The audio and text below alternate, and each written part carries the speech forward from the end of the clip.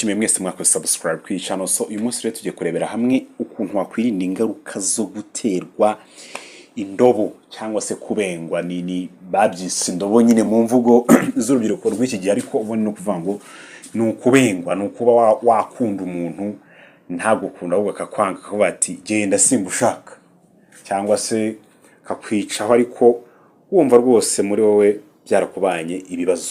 So kubengwa cyangwa se guhemukirwa n'uwo mukundana cyangwa se bita depression bizwi cyane cyane ku mvugo yo guterwa akadobo cyangwa se indobo.